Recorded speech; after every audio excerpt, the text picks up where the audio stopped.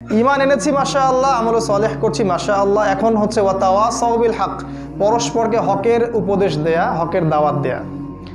তো হকের দাওয়াত দেওয়ার জন্য আগে জানতে হবে যে হকটা কি জিনিস। আমি যদি আমার মস্তিষ্ক থেকে একটা দর্শন বের করি, সেটা কি হক? আমি যদি আমার মস্তিষ্ক থেকে একটা মতবাদ বের করি, সেটাই কি হকের মানদণ্ড হবে? আমি যদি নিজের মন গড়া একটা সংবিধান রচনা করি, এটাই কি চূড়ান্ত হক? হকের সংজ্ঞাটা আসলে কি?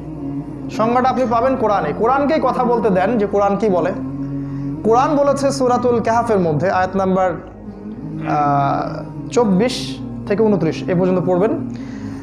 আল্লাহ পাক বলেছেন ওয়াকুলিল হাক্কু মির রাব্বিকুম, হে নবী আপনি বলে দিন যে হক সেটাই যেটা তোমার রবের পক্ষ থেকে নাজিল হয়। সুবহানাল্লাহ। হক সেটাই, সত্য সেটাই যেটা তোমার রবের পক্ষ থেকে নাজিল হয়। ফামান শাআ ফালিউমিন, যার ইচ্ছা হয় সে ঈমান নিয়ে আসুক। ওয়ামান শাআ ফালিয়াকফুর, যার ইচ্ছা হয় সে অস্বীকার করুক। আল্লাহ পাক জোর জবরদস্তি করবেন না। ইন্না আ'তাদনা লিয-যালিমিনা নারা, যারা অস্বীকার করবে আমি ওই জালেমদের জন্য পরকালে আগুন প্রস্তুত করে রেখেছি। দুনিয়াতে হয়তো আমি ছাড় দিব, পরকালে আমি ছেড়ে দিব না।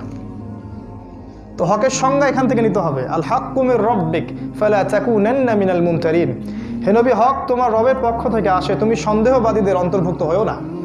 এখন প্রশ্ন যে হক যদি আল্লাহর পক্ষ থেকে আসে, তো আল্লাহর পক্ষ থেকে কি এসেছে?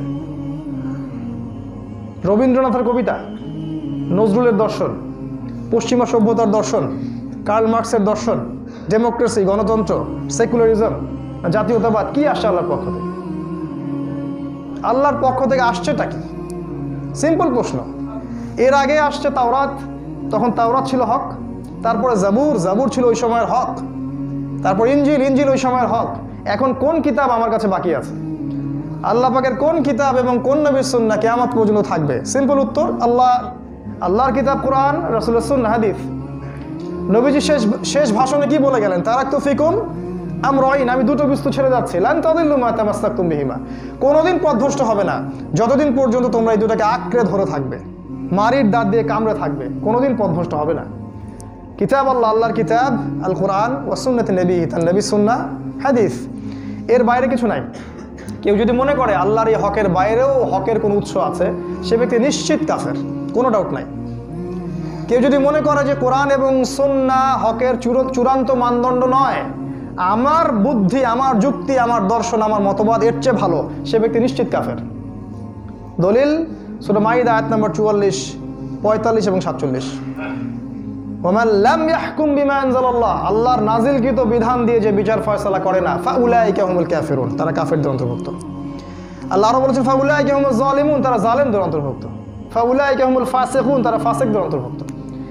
অতএব হকের মানদণ্ড হবে কোরআন এবং সুন্নাহ। এই হকটাকে আগে নিজে ধারণ করা, এরপরে আপনি আপনার পরিবারের উপর বাস্তবায়ন করুন।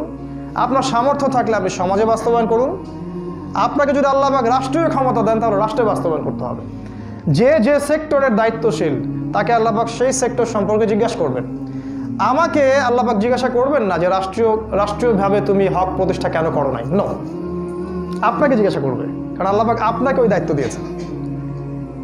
আপনাকে আমাকে জিজ্ঞাসা করবে কি আমি ব্যক্তি জীবনে বাস্তবায়ন করেছি কিনা, পরিবারে বাস্তবায়ন করেছি কিনা, এবং আমাদেরকে আল্লাহ যে ক্ষেত্র দিয়েছিলেন দাওয়াতের ক্ষেত্র, এখানে আপনি বাস্তবায়ন করেছেন কিনা। যার দায়িত্ব যত উঁচু, তার হিসেব হবে তত কঠিন।